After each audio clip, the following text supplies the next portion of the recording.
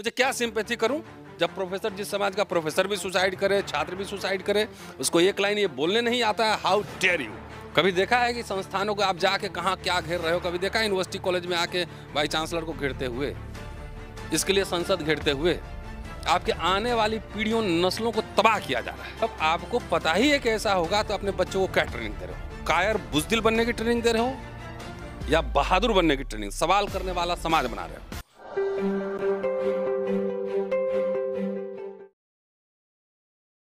भारत का अंबेडकरी दलित समाज रोहित वेमुला की शहादत को याद करता है, डॉक्टर पायल तडवी को याद करता है, लेकिन ये सिलसिला थम नहीं रहा है। आईआईटी के एक छात्र दर्शन सोलंकी ने 7वीं मंजिल के अपने हॉस्टल से कूदकर जान दे दी और उनके परिवार का आरोप है कि उसको जाति के नाम पर हैरेस किया जा रहा था, परेशान किया जा रहा था।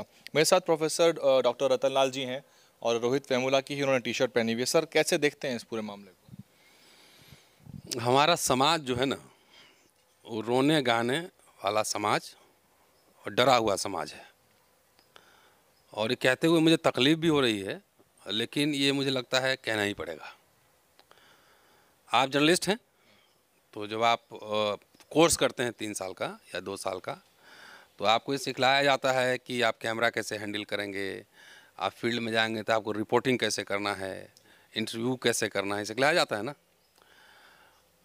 ऊपर जाते हैं, जब एयर स्पेस में जाते हैं, तो जो लोग वहाँ पे 6-6 महीने रहते हैं, उनको पूरी ट्रेनिंग होती है कि कैसे आपको रहना है, क्या करना है, सब ट्रेनिंग होती है। क्या दलित समाज, रोहित वेमुला का टी शर्ट आपने बताया ना, और अभी दर्शन, उस समय से लेके कितने छात्रों ने आत्महत्या की। और मैं ये समझता हूँ, मैंने एक सीरीज चलाई थी, हाउ डेयर यू, 3 ही वर्ड है। अगर आपके साथ भेदभाव हो रहा है, उत्पीड़न हो रहा है, तो आपको अपने सीनियर से, अपने दोस्त से, अपने प्रोफेसर से, अपने डायरेक्टर से इतनी कहने की हिम्मत नहीं कि हाउ डेयर यू। आखिर जो पेरेंट्स अपने बच्चों को पढ़ा रहे हैं, तैयार कर रहे हैं, वो भी तो बच्चे रहे होंगे, वो भी तो स्कूल गए होंगे, वो भी तो नौकरी कर रहे होंगे, नहीं तो समाज में कोई भी काम कर रहे होंगे। उनको यह पता नहीं है कि भारत का समाज एक जातिवादी समाज भी है, और यहाँ के खास तौर से दलितों को हर पग पग पर उनसे जाति पूछा जाता है, नहीं पता लग जाने पे उससे भेदभाव होता है, उसका उत्पीड़न होता है, टॉर्चर किया जाता है। पढ़ के आप नौकरी ले लेंगे, ये आसान है नौकरी लेना, लेकिन सम्मान के साथ आप नौकरी नहीं कर सकते हैं। भारत का कोई भी दलित आईएएस ऑफिसर हो, जज हो, जरा मुझे बताए, इंजीनियर, डॉक्टर, बताए कि वो अपने लाइफ में ये सब झेल रहा है कि नहीं झेल रहा है? एक आदमी मुझे बता दो। लेकिन सर, ये छात्र तो मात्र 18 ही साल का था, 3 ही महीने उसको हुए थे, किससे शिकायत करता जाके वो? बेसिक बात मैं सिखा रहा हूँ। आप एक बार बताओ, पिछले साल मेरी गिरफ्तारी हुई थी, और अम्बेडकरनामा वीडियो भी चल रहा है, उस पर रोज मैं क्या बोल रहा हूँ? मुझे बोलने की जरूरत, I am not a journalist. मैं क्या बोल रहा हूँ कि डर निकालो, भागो मत, दुनिया बदलो। मेरी गिरफ्तारी हुई थी तो मैं रो रहा था कि जब निकला तो एकदम ऐसे निकला था। मेरी जितनी तनख्वाह है ना, उतने जीवन में पाने के लिए लोग जीवन भर संघर्ष करते हैं, वो भी दांव पे रहती है और जान भी दांव पे रहती है। जितनी धमकियां मिलती है, इसका पता है, अंदाजा है समाज को। जब मैं घर पे मेरे आगे बच्चे देखे, मेरे बच्चे रो रहे थे कि टीवी देख रहे थे, वाह बहुत बढ़िया चल रहा है, सही है, स्कूल में पढ़ती है ना बेटी। लेकिन सर, जो हायर एजुकेशन के इंस्टीट्यूशंस हैं, उनको एक बहुत ही ज़्यादा दूषित बनाया जा रहा है, ताकि जो बच्चे हैं दलित समाज, अभी यही बात आपने, दिल्ली यूनिवर्सिटी में आप पढ़ चुके हैं, ये है ही, बनाया नहीं जा रहा है। ज़्यादा हो रहा है ना, समय के साथ ज़्यादा हो रहा है ना। सत्ता में जो लोग हैं, अब तो समझ रहे हैं कि पुष्यमित्र सुन के बाद उनका राज आ गया है। पहले तो थोड़ा लाज शर्म था, अब लाज शर्म बेहयाई भी जो है ना, उस लेवल तक पहुंच चुका है। तो जो मैं बात समझा रहा था कि हम अपने बच्चे का एग्जाम्पल दिए, अपनी पत्नी का एग्जाम्पल दिए। मुझे पता ही है कि यहाँ होना है। अगर स्वाभिमान से मैं जीऊँगा तो मेरे घर के सामने कचड़ा घर भी खोला जा सकता है, तो मैं रोऊँ, गाऊँ या मैं उसके खिलाफ लड़ूँ। जब मुझे पता है कि बच्चा जब समाज में जाएगा तो ये परिस्थितियाँ उनको फेस करनी पड़ेंगी, तो आप अपने बच्चों को जब पढ़ाते लिखाते हो, एक प्रोफेसर ने भी सुसाइड किया जम्मू का, पता है ना आपको, 2-3 महीने पहले। जब आपको पता ही है कि ऐसा होगा, तो अपने बच्चों को क्या ट्रेनिंग दे रहे हो? कायर बुज़दिल बनने की ट्रेनिंग दे रहे हो या बहादुर बनने की ट्रेनिंग, सवाल करने वाला समाज बना रहे हो? कायर व्यक्ति, कायर समाज हर समय कायर औलाद और कायर इंसान पैदा करता है। जब पता है कि ये होना ही है निश्चित रूप से, तो उससे मानसिक रूप से लड़ने के लिए बच्चों को तैयारी कराओ कि नहीं कराओ? गुनहगार कौन है सर आपके हिसाब से? गुनहगार तो सिस्टम है ही, लेकिन मैं समाज को भी गुनहगार मानता हूँ। हमारा समाज नारों में बहुत ज़्यादा है, विचारों में कम है। भाई आप तो जानते हैं ना, मेरी नौकरी जान सब दांव पे रहती है, धमकियाँ भी मिलती है। और समाज इसलिए कह रहा हूँ कि समाज 40 साल 50 साल से जो लोग बड़े बड़े आंदोलन कर रहे हैं, किसी को कभी देखा है कि इस तरह के उत्पीड़न में कोई आंदोलन करते हुए? कभी देखा है कि संस्थानों को आप जाके कहाँ क्या घेर रहे हो? कभी देखा है यूनिवर्सिटी कॉलेज में आके वाइस चांसलर को घेरते हुए? इसके लिए संसद घेरते हुए? आपके आने वाली पीढ़ियों नस्लों को तबाह किया जा रहा है, लेकिन आप लड़ाई लड़ रहे हैं कि ब्राह्मण को विदेश भेजेंगे। संस्थानों पे कभी सवाल उठाया है कि कैसे हर संस्थान में, चलिए कोई जज भी होगा ना, मेरे से मिलवाइए, प्राइवेट में वही बोलेगा कि उसका सीनियर बॉस उसको भी तंग करता है। जब इस तरह का जहरवादी समाज ही है, तो उससे लड़ने के लिए आने वाली नस्लों पीढ़ियों को तैयार करना होगा कि अन्याय, उत्पीड़न, भेदभाव से कैसे लड़ा जाए। आप कहना चाह रहे हैं कि पेरेंट्स ने तैयार नहीं किया बच्चे? नहीं किया ना। यहाँ पे जितने आते हैं मेरे पास तो सैकड़ों आते हैं, दब्बू टाइप के लोग आते हैं, चाहे वो आईएएस का बेटा क्यों नहीं हो, चाहे मंत्री का बेटा क्यों नहीं हो। दब्बू मुझे आईएएस बनवा दीजिए। कैसे आईएएस बनेंगे? अरे डरपोक आदमी, तुम आईएएस ही बनेगा तो डरपोक आईएएस ही बनेगा, तू इंजीनियर ही बनेगा तो डरपोक बनेगा। तू कभी दबंग नहीं बन सकता है, बहादुर नहीं बन सकता है। कि स्वाभिमान के साथ जीने की कीमत चुकानी पड़ती है। डॉक्टर अंबेडकर को जान से मारने की धमकी मिलती थी, इतनी धमकियां मिलती थी, तो डरे कि लड़े। तो भागो नहीं, दुनिया बदलो ना। ये रोज होना है। रोज मेरे पास इतने मैसेज फोन आते हैं, इस पे आप बनाइए। मैं I am not a journalist, I am academician. मैं थ्योराइज करता हूँ इश्यूज को, थ्योराइज करता हूँ ना। 1000 घटना है तो उसके पीछे ट्रेंड क्या है? तो ट्रेंड यह है कि आपके बच्चों के साथ इस तरह का व्यवहार होगा।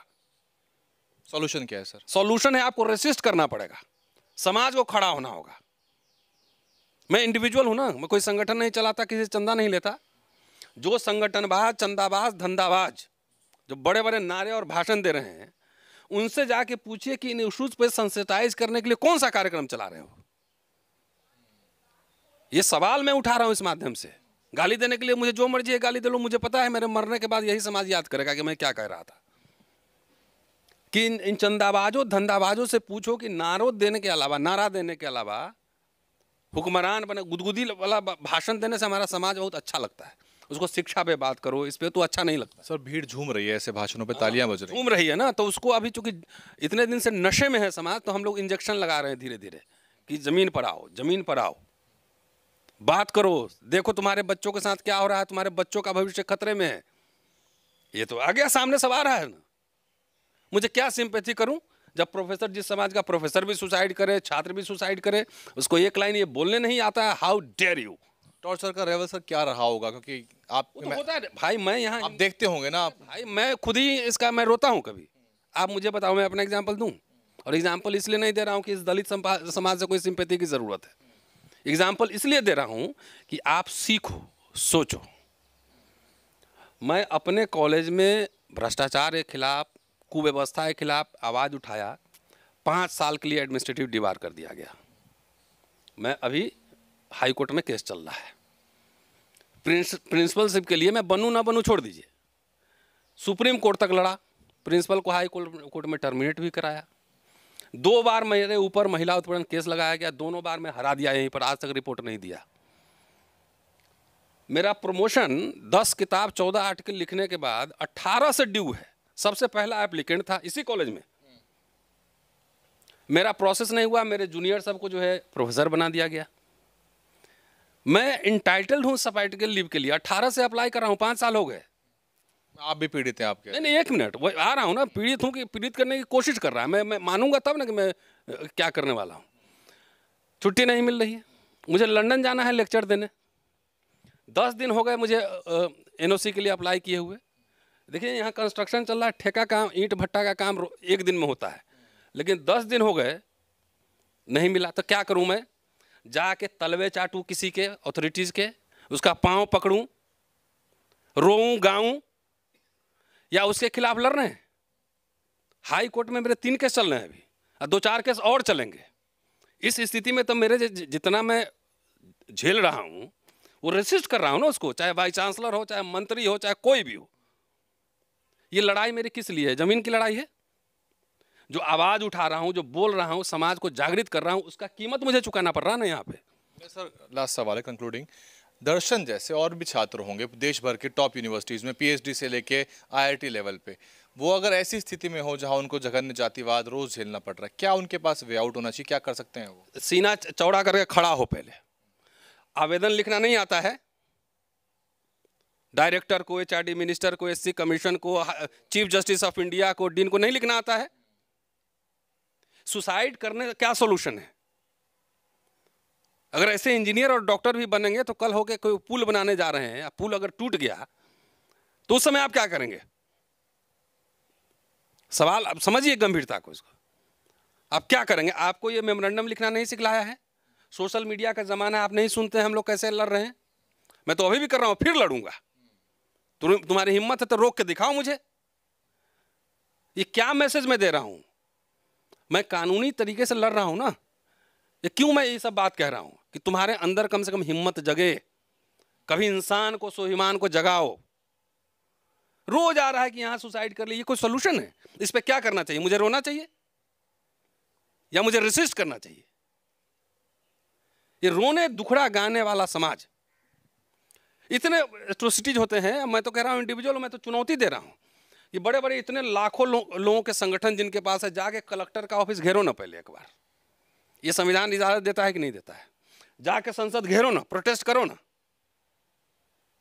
कुछ दिन होती है प्रोटेस्ट, लोग भूल जाते हैं, आगे बढ़ जाते हैं। लगातार करना पड़ेगा ना।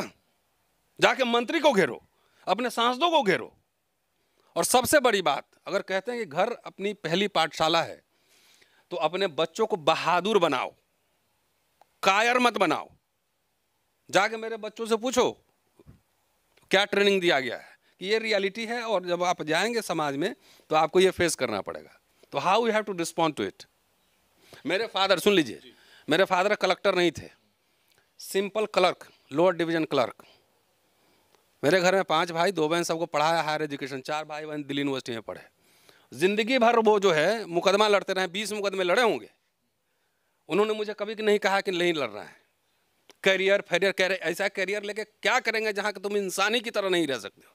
मेरे बाप ने मुझे लड़ना सिखाया, मुझे एप्लीकेशन लिखना सिखाया, मुझे थाने पुलिस कोर्ट बताया। न्याय मिले चाहे नहीं मिले, देर हो, लेकिन इस पर पीछे नहीं हटना है, डटे रहना है, ये सिखलाया। बहुत से एलीट कल्चर्स में और फैमिलीज में और अलग मतलब लोअर तबके में भी बाबा साहब से एक्सपोजर या कास्ट सेंसिटाइजेशन पेरेंट्स ही नहीं दे रहे हैं। वो सोचते हैं कि बच्चे को शायद अलग रखेंगे तो ज़्यादा बेहतर रहेगा। नहीं, बाप अपना खुद जात छुपा के रहता है तो वो क्या बच्चा को सिखाएगा? हाँ, जात छुपाते हैं ना लोग। मेरे आए हैं, बाबा साहब की मूर्ति लगी है ना, फोटो लगी है। जिसको गेट के अंदर घुसना है पहले जान लो किसका घर है। यहाँ बच्चे भी जय भीम बोलता है ना, उसको बच्चे से ट्रेनिंग हो रही है ना। जो बाप और माँ खुद जात छुपा के रहे, अपार्टमेंट में रह लिया, कार खरीद लिया, किसी तरह जात छुपा के हम बच जाएंगे। अरे कबूतर रेत में अपनी आंखें छुपा ले तो क्या बिल्ली उसको नहीं खाएगी? हम कितना भी आप जात छुपा लो, वैभव क्या है नहीं पता लगेगा कौन जात का है, सब पता लग जाता है। ये कन्फ्यूजन न रखे समाज। इसलिए अगर अन्याय है, अगर उत्पीड़न है, दमन है, तो इसके खिलाफ विद्रोह भी होना चाहिए। कितने और रोहित वेमुला, कितने और दर्शन मेरी सोलंकी? किताब है, अभी आपको दिखाता हूँ ना। और कितने रोहित किताब है मेरी। 16 में रोहित वेमुला के आंदोलन में वो थे, और जितने लेख लिखे उसको कलेक्शन करके डाला। इसलिए डाला कि हमारा नहीं पढ़ता है, न सुनता है, न इसके अंदर आक्रोश है, न गुस्सा है। तो नहीं गुस्सा है तो तुम्हारे बच्चों का यही हाल होगा। बहुत बहुत शुक्रिया डॉक्टर रतन लाल। सुन लिया आपने, समझ लिया पूरी बात को। और ये इंस्टीट्यूशनल जो मर्डर है, मैं किसी को भड़का नहीं रहा, पहली बात। और लेकिन मुझे स्वाभिमान से जीने का अधिकार ये संविधान देता है, और कोई मेरे स्वाभिमान, मेरे वाजिब हकूक का मर्दन करेगा तो उसके खिलाफ जो है मैं आवाज उठाऊंगा, उसके खिलाफ विद्रोह करूंगा। ये घटनाएं जितनी दुखद हैं उससे ज़्यादा अनफॉर्चुनेट भी हैं, क्योंकि इस तरह का जातिवाद तो हर जगह मिलेगा, पग पग मिलेगा। बाबा साहब से लेके आज तक जो भी बच्चा पढ़ाई करने की कोशिश करेगा उसको ये जाति का जो घिनौना रूप है वो झेलना पड़ेगा। लेकिन उसको कैसे हैंडल करना है, कैसे टैकल करना है, और आपके पास ग्रीवेंस रिड्रेसल क्या मैकेनिज्म है, साइकोलॉजिकली आप किससे बात कर सकते हैं, कहाँ पर जाके आप कन्फाइड कर सकते हैं, अपने पेरेंट्स से बात कर सकते हैं, ये सारी बहुत महत्वपूर्ण बातें हैं। बाकी जो वातावरण है हायर एजुकेशन इंस्टीट्यूशंस में और बाकी संस्थानों में वो दूषित हो चला है। तैयारी रखिए, इसके लिए बड़ा मुकाबला आप करना पड़ेगा। समाज तैयार करे अपने आप को। जी। DNN हिंदी को सब्सक्राइब करने के लिए दबाएं लाल रंग का सब्सक्राइब बटन और घंटी का बटन दबाकर ऑल नोटिफिकेशंस पर क्लिक करें।